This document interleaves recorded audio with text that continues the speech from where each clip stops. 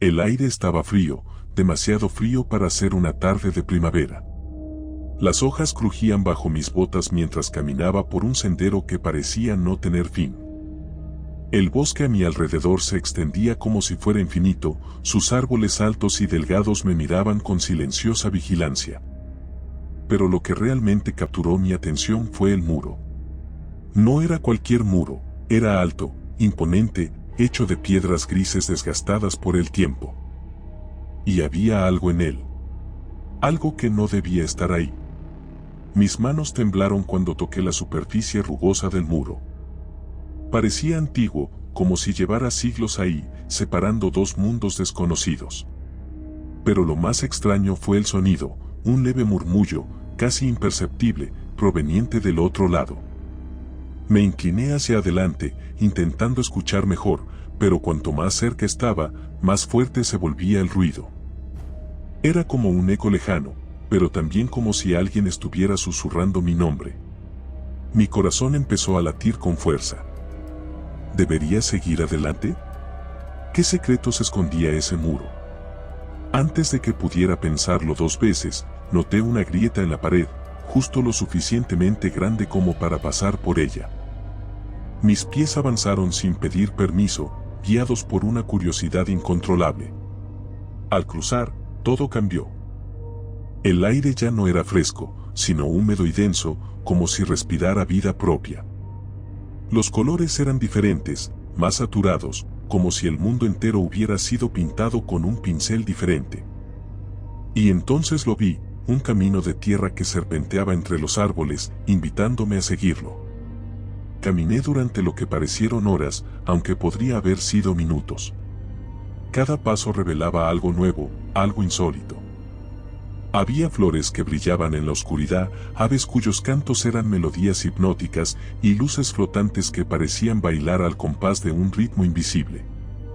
Pero lo que realmente me detuvo fueron las figuras. Al principio pensé que eran sombras, movimientos erráticos provocados por la luz débil del lugar. Pero pronto me di cuenta de que no eran simples sombras. Eran seres. O al menos eso creí. Se movían con una agilidad sobrenatural, deslizándose entre los árboles como espectros. Sus rostros estaban ocultos, pero podía sentir sus ojos fijos en mí. Sabía que debía retroceder, regresar al mundo que conocía, pero algo dentro de mí me decía que no podía irme aún. Tenía que descubrir qué significaban esos susurros, quién lo que habitaba el otro lado del muro. Mientras avanzaba, el camino comenzó a cambiar. Ya no era simplemente un sendero, ahora estaba lleno de obstáculos. Ramas caídas bloqueaban mi camino, raíces emergían del suelo como dedos agarrotados, y cada vez que intentaba rodearlas, parecían moverse para impedir mi progreso.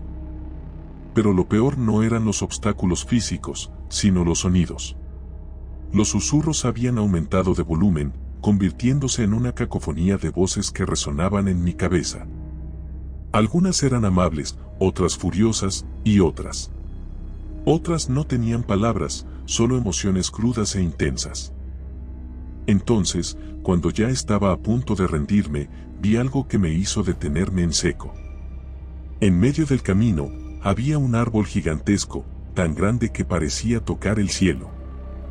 Su tronco estaba cubierto de símbolos grabados, algunos de los cuales reconocí vagamente de antiguas culturas perdidas. Pero lo que realmente llamó mi atención fue el hombre sentado a su base. Vestía ropas sencillas, pero había algo en su postura que transmitía autoridad. Levantó la vista cuando me acerqué, y sus ojos. Sus ojos eran como pozos negros que absorbían toda la luz a su alrededor. ¿Qué buscas?, preguntó con voz profunda, casi reverberante. No supe cómo responder. ¿Cómo explicarle que había seguido un camino porque unos susurros me llamaban? ¿Cómo decirle que quería entender lo que estaba pasando sin saber siquiera qué preguntas hacer?